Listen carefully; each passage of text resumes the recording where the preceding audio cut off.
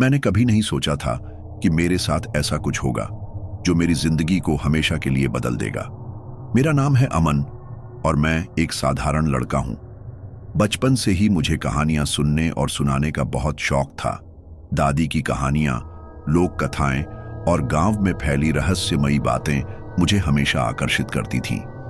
लेकिन एक ऐसी दास्तान थी जो मेरे गांव में पीढ़ियों से चली आ रही थी, एक भूतिया दास्तान।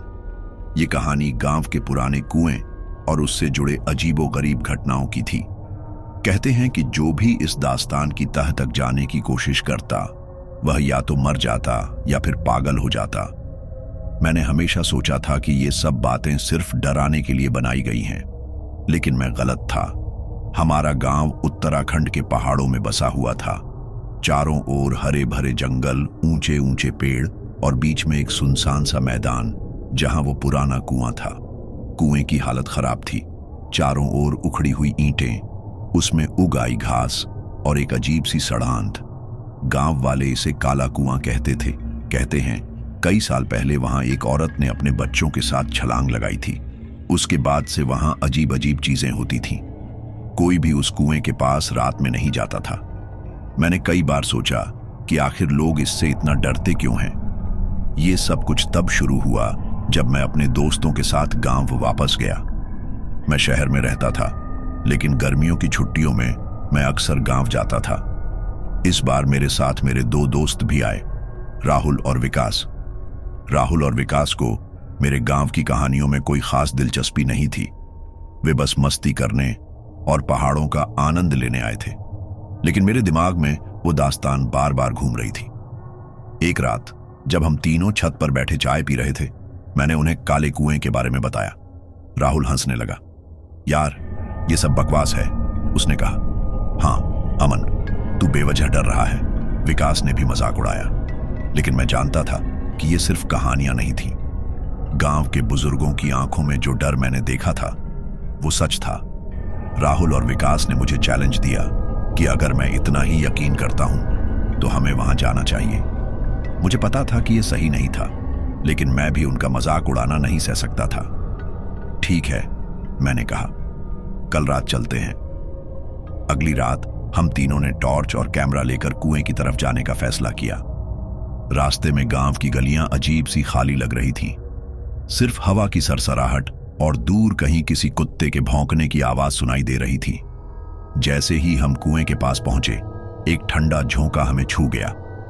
मैंने देखा कि कुएं के पास की घास किसी हलचल से हिल रही थी, लेकिन वहां कोई नहीं था। राहुल ने कैमरा निकाला और कुएं की तस्वीरें लेने लगा। विकास ने मजाक में कुएं में पत्थर फेंक दिया और तभी कुएं के अंदर से किसी औरत की चीख सुनाई दी। वो चीख इतनी जोरदार और दर्द भरी थी कि हमारे रोंगटे खड़े हो गए। यहां से चलो, मैंने चिल्लाया, लेकिन राहुल और विकास को लगा कि ये कोई जानवर होगा। तभी कुएं के पास एक परछाई दिखी। वो किसी औरत की आकृति थी, जिसके बाल खुले हुए थे और चेहरा पूरी तरह काला। हम तीनों ने वहां से भागने की कोशिश की, लेकिन हमारे पैर मानो जमीन में जम गए थे। वो परछाई धीरे धीरे हमारे पास आने लगी। मैंने पूरी ताकत लगाकर राहुल का हाथ खींचा और हम दौड़ पड़े। पीछे मुड़कर देखने की हिम्मत नहीं थी। घर पहुंचकर हमने चैन की सांस ली। विकास बुरी तरह कांप रहा था और राहुल का चेहरा पीला पड़ चुका था। उस रात हम सो नहीं पाए। सुबह होते ही मैंने दादी को सारी बात बताई। उनका चेहरा गंभीर हो गया। मैंने तुमसे कहा था कि वहां मत जाना, उन्होंने कहा। उन्होंने बताया कि वो औरत, जिसे लोग चंद्रा कहते थे, अपने बच्चों के साथ कुएं में कूद गई थी। उसका पति शराबी था और उसने उसे इतना प्रताड़ित किया कि उसने ये खौफनाक कदम उठाया। लेकिन सबसे डरावनी बात यह थी कि उसकी आत्मा अभी भी वहां भटक रही थी। जो भी उस कुएं के पास जाता है, उसे चंद्रा के दर्द का एहसास होता है। उस रात के बाद से हमारे साथ अजीब चीजें होने लगी। राहुल के घर में चीजें अपने आप गिरने लगीं। विकास को रात में किसी के रोने की आवाजें सुनाई देने लगीं और मुझे हर जगह वही परछाई दिखती थी। लेकिन यह सिर्फ शुरुआत थी। हमें नहीं पता था कि हमने जो किया है उसकी कीमत हमें चुकानी पड़ेगी। उस रात के बाद हमारी जिंदगी कभी पहले जैसी नहीं रही। हम तीनों जानते थे कि हमने कुएं के पास जाकर बहुत बड़ी गलती की थी, लेकिन अब कुछ भी ठीक करने का मौका नहीं था। चंद्रा की आत्मा हमारे पीछे लग चुकी थी और ये बात धीरे धीरे हमारे अंदर घर कर रही थी। राहुल वो इंसान था जो हमेशा कहानियों को बकवास मानता था, लेकिन उस रात के बाद से उसका रवैया पूरी तरह बदल गया। एक रात उसने मुझे कॉल किया। उसकी आवाज कांप रही थी। अमन, वो मेरे घर में है। कौन? मैंने घबराते हुए पूछा। वही औरत, मैं उसे देख सकता हूं। उसने बताया कि जैसे ही वो सोने की कोशिश करता, उसे अपने कमरे की दीवार पर एक परछाई दिखती। पहले उसे लगा कि यह उसका भ्रम है, लेकिन धीरे धीरे परछाई बड़ी होने लगी। अब वो दीवार से निकलकर कमरे के बीच में खड़ी हो गई थी। उसका चेहरा पूरी तरह धुंधला था, लेकिन आंखें वे खून की तरह लाल थीं। राहुल ने घर छोड़ने का फैसला किया। वो कुछ दिन के लिए शहर में अपने रिश्तेदारों के पास चला गया, लेकिन वहां भी उसे शांति नहीं मिली। उसने कहा, अमन, मैं अब अपनी आंखें बंद करता हूं तो भी वो मुझे दिखती है। विकास, जो हमेशा मस्ती और मजाक के लिए जाना जाता था, अब एकदम चुप रहने लगा था। वो पहले जैसा नहीं रहा। उसने कॉलेज जाना छोड़ दिया और हर समय घर में बंद रहने लगा। एक रात जब मैं उसके घर गया तो उसने दरवाजा नहीं खोला। मैं जानता था कि वो अंदर है, क्योंकि खिड़की से रोशनी बाहर आ रही थी। मैंने काफी देर दरवाजा खटखटाया और जब उसने खोला तो मैं उसकी हालत देखकर चौंक गया। उसके चेहरे पर गहरी चोट के निशान थे, उसके नाखून टूटे हुए थे और उसकी आंखों में अजीब सा डर था। विकास, ये सब क्या है? मैंने उससे पूछा। वो हर रात मेरे कमरे में आती है, उसने धीमी आवाज में कहा। मैं उसे भगाने की कोशिश करता हूं, लेकिन वो मुझे मारना चाहती है। उसने बताया कि एक रात उसे लगा जैसे कोई उसके ऊपर बैठा है और उसका दम घोंट रहा है। वो चीखना चाहता था, लेकिन उसकी आवाज बाहर नहीं निकल रही थी। मैं सोचता था कि मैं सबसे मजबूत हूं। मैं हमेशा कहानियों पर यकीन नहीं करता था, लेकिन उस दिन के बाद से मेरे साथ भी अजीब चीजें होने लगीं। रात के समय जब मैं अपने कमरे में अकेला होता तो मुझे ऐसा महसूस होता कि कोई मुझे देख रहा है। एक रात जब मैं अपने लैपटॉप पर काम कर रहा था, अचानक स्क्रीन बंद हो गई और स्क्रीन पर मुझे एक परछाई दिखी। वही परछाई जो मैंने कुएं के पास देखी थी। मैंने घबराकर लैपटॉप बंद कर दिया और लाइट चालू करने की कोशिश की, लेकिन लाइट काम नहीं कर रही थी। तभी कमरे में एक अजीब सी आवाज गूंजने लगी, तुमने मुझे क्यों छेड़ा? मेरे पैर कांपने लगे। मैंने कमरे से बाहर भागने की कोशिश की, लेकिन दरवाजा अंदर से बंद हो चुका था। मैं चीखना चाहता था, लेकिन मेरी आवाज भी बंद हो गई थी। तभी वो परछाई मेरे सामने आ गई। उसके बाल बिखरे हुए थे और उसकी आंखें गुस्से से लाल थीं। उसने धीरे धीरे अपनी काली उंगलियां मेरी तरफ बढ़ाई। मैं डर के मारे बेहोश हो गया। जब मैंने दादी को ये सब बताया तो उन्होंने हमें गांव के एक बुजुर्ग से मिलने की सलाह दी। वो बुजुर्ग रामलाल बाबा के नाम से जाने जाते थे। हम तीनों ने बाबा से मिलने का फैसला किया। वो गांव के बाहर एक छोटे से मंदिर में रहते थे। बाबा ने हमारी बातें ध्यान से सुनी और फिर कहा, चंद्रा की आत्मा को शांति नहीं मिली है, उसे धोखा मिला था और अब वो बदला चाहती है। तुम तीनों ने उसकी जगह को अशांत किया है। अब वो तुम्हारे पीछे तब तक रहेगी जब तक तुम उसे शांति नहीं दोगे। हमने पूछा कि हमें क्या करना होगा। बाबा ने कहा, तुम्हें उस कुएं पर वापस जाना होगा। वहां चंद्रा की आत्मा के लिए पूजा करनी होगी, लेकिन यह आसान नहीं होगा। वो तुम्हें रोकेगी। हमारे पास और कोई रास्ता नहीं था। हम जानते थे कि अगर हमने कुछ नहीं किया तो ये डर हमें पागल कर देगा। अगले दिन हम बाबा के साथ कुएं पर गए। बाबा ने पूजा शुरू की। जैसे ही उन्होंने मंत्र पढ़ना शुरू किया, कुएं के चारों तरफ से हवा तेज होने लगी। ऐसा लग रहा था जैसे कोई हमें रोकने की कोशिश कर रहा हो। तभी कुएं के अंदर से वही चीख सुनाई दी। इस बार वो और भी तेज थी। राहुल और विकास डर के मारे कांपने लगे। बाबा ने हमें शांत रहने को कहा, लेकिन अचानक कुएं के अंदर से एक औरत बाहर निकली। उसकी हालत खौफनाक थी। उसके शरीर से खून बह रहा था और उसकी आंखें हमें जला देने के लिए काफी थीं। उसने बाबा की तरफ इशारा किया और कहा, तुम मुझे रोक नहीं सकते, मैं इन्हें नहीं छोड़ूंगी। हम तीनों डर के मारे जड़ हो गए। बाबा ने आखिरी मंत्र पढ़ा और हमें वहां से भागने को कहा। हम जैसे तैसे वहां से भागे, लेकिन हमें पता था कि ये कहानी यहीं खत्म नहीं हुई है। हमने गांव से निकलने का फैसला किया, लेकिन वो आत्मा हर जगह हमारा पीछा कर रही थी, और अब वो सिर्फ डराने के लिए नहीं थी। उस रात के बाद हमारी जिंदगी मानो पूरी तरह से बदल गई। चंद्रा की आत्मा ने सिर्फ हमें डराने तक खुद को सीमित नहीं रखा, अब वो हमारे जीवन का हिस्सा बन चुकी थी। हम जहां जाते वो हमारे साथ होती। पूजा के बाद राहुल ने एक अजीब सा व्यवहार करना शुरू कर दिया। वो हर समय गुमसुम रहने लगा था। उसने बात करना बंद कर दिया और उसकी आंखों में डर साफ नजर आता था। एक रात उसका फोन आया। अमन, मैं अब और नहीं सह सकता, ये आत्मा मुझे खत्म कर देगी। राहुल, तुम पागल मत बनो, हम कुछ ना कुछ करेंगे। उसने हंसते हुए कहा, शायद अब देर हो चुकी है। अगले दिन खबर आई कि राहुल की मौत हो चुकी है। पुलिस ने इसे आत्महत्या करार दिया, लेकिन जब मैं और विकास वहां गए तो हम देख सकते थे कि यह सिर्फ आत्महत्या नहीं थी।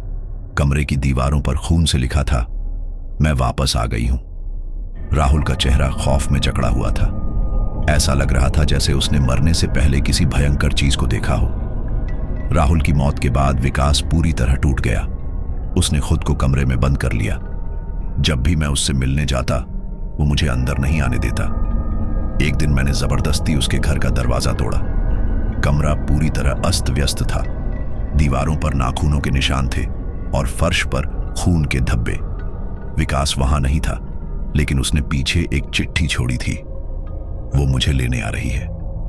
अगर मैं गायब हो जाऊं तो समझ लेना कि मैंने हार मान ली। पुलिस ने उसे लापता घोषित कर दिया, लेकिन मैं जानता था कि वो चंद्रा का अगला शिकार बन चुका है। राहुल और विकास की मौत ने मुझे तोड़ दिया था। मैं अकेला रह गया था और चंद्रा अब सिर्फ मेरे पीछे थी। एक रात मैं अपने कमरे में सोने की कोशिश कर रहा था, तभी अचानक मेरा पंखा अपने आप बंद हो गया। मैंने उठकर उसे ठीक करने की कोशिश की, तभी मुझे दरवाजे के पास कुछ आवाज सुनाई दी। मैंने डरते हुए दरवाजा खोला। वहां कोई नहीं था, लेकिन फर्श पर गीले पैरों के निशान थे जो मेरे कमरे के अंदर आ रहे थे। मैंने दरवाजा बंद किया और खिड़की से बाहर देखने लगा। तभी अचानक खिड़की पर एक चेहरा उभर आया। वो चंद्रा थी। उसके चेहरे पर डरावनी मुस्कान थी।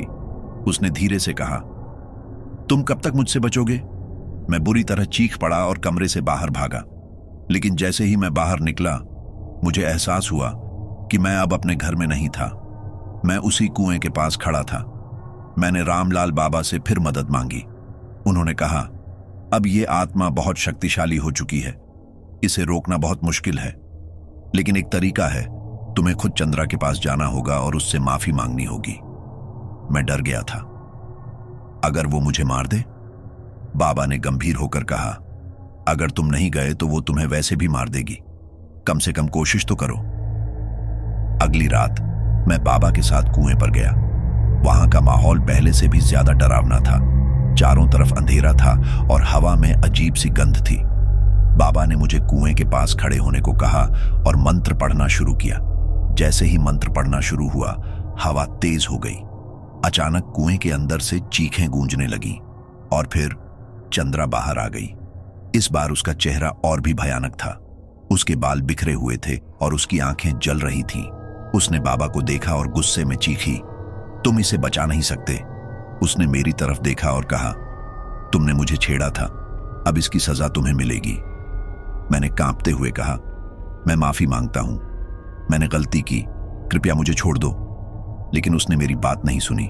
उसने हाथ बढ़ाया और मुझे पकड़ने की कोशिश की। तभी बाबा ने आखिरी मंत्र पढ़ा। चंद्रा जोर से चीखी और गायब हो गई। मैंने सोचा था कि सब खत्म हो गया, लेकिन कुछ दिन बाद मुझे फिर से वही परछाई दिखने लगी। इस बार चंद्रा नहीं थी, बल्कि राहुल और विकास थे। उन्होंने मुझसे कहा, तुम कभी इससे छुटकारा नहीं पा सकते, ये दास्तान यहीं खत्म नहीं होगी। अब मुझे एहसास हो चुका था कि मैंने जो गलती की थी उसकी सजा जिंदगी भर भुगतनी होगी। चंद्रा के गायब होने के बाद मुझे कुछ दिन शांति का एहसास हुआ, लेकिन मेरे अंदर कहीं ना कहीं ये डर था कि यह सन्नाटा एक तूफान से पहले की खामोशी हो सकता है। मैं अपने घर में कैद जैसा महसूस कर रहा था। राहुल और विकास की आत्माओं को देखने के बाद मेरा मानसिक संतुलन पूरी तरह बिगड़ने लगा था। रामलाल बाबा ने मुझे सलाह दी थी कि मैं कुछ समय के लिए उस जगह से दूर चला जाऊं। अगर तुम यहां रहोगे तो तुम्हारी जान को खतरा रहेगा। आत्माओं का प्रभाव उस जगह सबसे ज्यादा होता है जहां उनकी मृत्यु हुई हो। मैंने बाबा की बात मानकर शहर छोड़ने का फैसला किया। मैं अपने रिश्तेदारों के घर रहने के लिए चला गया। शुरुआत में सब सामान्य लग रहा था, लेकिन जैसे जैसे दिन बीतते गए मुझे कुछ अजीब अजीब चीजें महसूस होने लगीं। एक रात मैं सो रहा था जब मुझे अचानक ऐसा लगा जैसे कोई मेरे कान के पास फुसफुसा रहा हो, तुम मुझसे बच नहीं सकते। मैंने घबराकर लाइट चालू की, लेकिन वहां कोई नहीं था। मेरे रिश्तेदारों ने भी अजीब घटनाओं की शिकायत करना शुरू कर दी। मेरी चाची ने बताया, अमन, तुम्हारे कमरे के पास रात को किसी औरत की रोने की आवाज आती है। लगता है कोई खिड़की पर खड़ा होकर झांक रहा हो। मैंने उन्हें कुछ नहीं बताया, लेकिन मैं जानता था कि ये चंद्रा ही थी। वो मुझे कहीं भी चैन से जीने नहीं दे रही थी। एक दिन मेरे छोटे भाई का एक्सीडेंट हो गया। उसने बताया, भैया, ऐसा लगा जैसे किसी ने मुझे सड़क पर खींच दिया हो। मैंने देखा एक औरत थी जो मुझे घूर रही थी। मुझे यकीन हो गया कि यह आत्मा अब मेरे करीबियों को भी नुकसान पहुंचाने लगी थी। मैंने दोबारा रामलाल बाबा से संपर्क किया, लेकिन जब मैं उनके घर पहुंचा तो पता चला कि उनकी मौत हो चुकी थी। उनके शिष्य ने बताया, बाबा ने कहा था कि उन्होंने एक बहुत शक्तिशाली आत्मा को रोकने की कोशिश की थी। वो आत्मा इतनी खतरनाक थी कि बाबा के प्राण तक खींच लिए। ये सुनकर मेरे पैरों तले जमीन खिसक गई। अगर बाबा जैसे अनुभवी व्यक्ति भी उसे रोक नहीं सके तो मैं क्या कर सकता था। बाबा के शिष्य ने मुझे एक पुराना बक्सा दिया। उसमें एक डायरी थी जिसमें बाबा ने चंद्रा के बारे में कुछ लिखा था। चंद्रा की आत्मा सिर्फ बदले की भूखी नहीं है, उसकी मौत एक बहुत बड़ी साजिश का हिस्सा थी। उसे सिर्फ मारने वाला ही नहीं, बल्कि उसकी आत्मा को कैद करने वाला भी जिम्मेदार है। अगर उसकी आत्मा को मुक्ति देनी है तो सच्चाई का सामना करना होगा। डायरी में लिखा था कि चंद्रा की मौत का असली गुनहगार कोई और था, और तब मुझे एहसास हुआ कि शायद वो गुनहगार मैं नहीं था। डायरी में चंद्रा की जिंदगी के कुछ और पहलू सामने आए। वो सिर्फ एक साधारण गांव की लड़की नहीं थी। उसे बचपन से ही लोग डायन समझते थे। गांव के बड़े लोग उसकी मासूमियत का फायदा उठाते थे, और जिस रात उसकी मौत हुई वो किसी भूतिया घटना का नतीजा नहीं थी, बल्कि इंसानी दरिंदगी का अंजाम थी। चंद्रा को मारने वालों ने उसे जिंदा कुएं में फेंका था, और वो लोग गांव के सबसे प्रभावशाली व्यक्ति थे। मैंने तय किया कि अब मुझे चंद्रा की आत्मा को मुक्ति दिलानी होगी, लेकिन इसके लिए मुझे उसके असली गुनहगारों का सामना करना होगा। मैं वापस गांव गया। गांव के लोग अब भी उस कुएं से दूर रहते थे। मैंने चंद्रा के परिवार से बात की। उसकी बूढ़ी मां ने बताया, हम जानते थे कि चंद्रा निर्दोष थी, लेकिन जो लोग उसे मारने के लिए जिम्मेदार थे उनके खिलाफ हम कुछ नहीं कर सकते थे। वो बहुत ताकतवर लोग थे। उनके डर और दर्द को देखकर मुझे यकीन हो गया कि मुझे इस लड़ाई को खत्म करना होगा। मैंने उन लोगों के बारे में पता लगाया जो चंद्रा की मौत के लिए जिम्मेदार थे। उनमें से कुछ अब भी जिंदा थे। मैंने एक एक करके उनसे मिलने की कोशिश की। पहले व्यक्ति ने कहा, हमने उसे मारकर सही किया। वो लड़की वाकई शापित थी, लेकिन अब वो मुझे सपने में दिखाई देती है। वो कहती है कि मैं जल्द ही मर जाऊंगा। उस आदमी ने कुछ दिनों बाद खुद को आग लगा ली। दूसरे व्यक्ति ने माना, हमने गलती की, लेकिन अब ये आत्मा हमें नहीं छोड़ेगी। गुनहगारों का सामना करने के बाद मैंने महसूस किया कि चंद्रा की आत्मा और भी ज्यादा क्रूर हो चुकी थी। अब उसका मकसद सिर्फ बदला लेना नहीं था, वो पूरी दुनिया को अपने दर्द का हिस्सा बनाना चाहती थी। उस रात मैं अकेला कुएं के पास गया। मैंने उससे आखिरी बार बात करने की कोशिश की। अगर मैंने तुम्हें दुख पहुंचाया है तो माफ कर दो, लेकिन अब मैं सच को सामने लाने की कोशिश कर रहा हूं। अचानक चारों ओर अंधेरा छा गया। हवा में खून की गंध आने लगी, और फिर वो मेरे सामने प्रकट हुई। उसने कहा, सच जानने से क्या होगा? मेरा दर्द खत्म नहीं होगा। तुम भी मेरी तरह इस दर्द का हिस्सा बनोगे। और तभी मैंने महसूस किया कि मेरा शरीर ठंडा पड़ने लगा, जैसे मेरी आत्मा को वो धीरे धीरे खींच रही हो। चंद्रा की आत्मा मुझे अपने अंदर समेट रही थी। वो अंधेरे और ठंडक का ऐसा भयानक अनुभव था जिसे शब्दों में बयान करना मुश्किल है। मेरी आंखों के सामने अजीब अजीब दृश्य उभरने लगे। वो दृश्य जो चंद्रा की मौत से जुड़े थे। उस कुएं के पास खड़ा होकर मैं न सिर्फ चंद्रा की आत्मा को महसूस कर रहा था, बल्कि उसके दर्द, उसके गुस्से और उसकी बर्बादी का हिस्सा बन चुका था। उसके जीवन की घटनाएं मेरे सामने किसी फिल्म की तरह चलने लगीं। चंद्रा को उस रात गांव के कुछ बड़े लोग जबरदस्ती अपने साथ ले गए थे। वो चीखती रही, गिड़गिड़ाती रही, लेकिन उन हैवानों ने उसकी एक न सुनी। उन्होंने उसे जिंदा कुएं में फेंक दिया। लेकिन असली झटका मुझे तब लगा जब मैंने देखा कि मैं भी उस दृश्य में मौजूद था। मैं भी दोषी था। मुझे वो रात याद आई जब मैं पहली बार उस गांव में गया था। गांव वालों ने मुझसे कहा था कि चंद्रा एक शापित लड़की है और वो गांव के लिए खतरा बन चुकी है। मैंने भी उनकी बातों पर भरोसा कर लिया था। और उस रात जब वो घटनाएं हो रही थीं, मैं भी वहां खड़ा था। मैंने खुद उसे बचाने की कोशिश नहीं की। चंद्रा की आत्मा ने मुझसे कहा, तुमने भले ही मुझे नहीं मारा, लेकिन तुमने मुझे बचाने की कोशिश भी नहीं की। तुम्हारी चुप्पी ने मुझे मौत के हवाले कर दिया। उसकी बात सुनकर मेरे पैरों तले जमीन खिसक गई। मेरी गलती मेरे सामने स्पष्ट थी। मैं उस समय इतना कायर था कि मैंने सच का साथ देने की हिम्मत नहीं की। और अब उसकी आत्मा मुझसे बदला लेना चाहती थी। उसने कहा, तुम्हें भी वही दर्द महसूस करना होगा जो मैंने सहा। तुम्हारी आत्मा को हमेशा के लिए इस कुएं में कैद होना होगा। मैंने कांपती हुई आवाज में कहा, अगर मेरी चुप्पी ने तुम्हें मारा तो मैं आज सच सामने लाऊंगा। मैं दुनिया को बताऊंगा कि तुम्हारे साथ क्या हुआ था, लेकिन कृपया मुझे एक मौका दो। उसने मुझे एक पल के लिए घूरा। फिर उसने कहा, तुम्हें यह मौका मिलेगा, लेकिन अगर तुम असफल रहे तो तुम्हारी आत्मा कभी चैन नहीं पाएगी। उस घटना के बाद मैंने चंद्रा की कहानी को उजागर करने के लिए हर मुमकिन कोशिश की। मैंने गांव वालों के खिलाफ आवाज उठाई। मैंने पुलिस में रिपोर्ट दर्ज करवाई। उन बचे हुए दोषियों को गिरफ्तार किया गया। चंद्रा की मां को न्याय मिला, लेकिन मुझे लग रहा था कि यह सब काफी नहीं है। जब सब कुछ खत्म हो गया तो मैंने खुद को आश्वस्त किया कि अब चंद्रा की आत्मा को शांति मिल गई होगी, लेकिन ऐसा नहीं था। एक रात मैं अपने कमरे में अकेला था। अचानक दरवाजे पर दस्तक हुई। मैंने दरवाजा खोला, लेकिन वहां कोई नहीं था।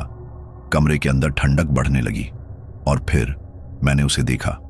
चंद्रा की आत्मा मेरे सामने थी। तुमने सच तो सामने लाया, लेकिन मेरा दर्द अब भी खत्म नहीं हुआ। उसने मुझे घूरते हुए कहा, अब तुम्हें मेरी दुनिया में आना होगा। तुम्हारी आत्मा को हमेशा मेरे साथ रहना होगा। मैं कुछ कहने या भागने की कोशिश कर पाता, इससे पहले ही उसने मुझे जकड़ लिया। मेरे शरीर को लगा जैसे वो जलने लगा हो। मेरी चीखें कमरे की दीवारों में गूंज रही थीं, लेकिन कोई सुनने वाला नहीं था।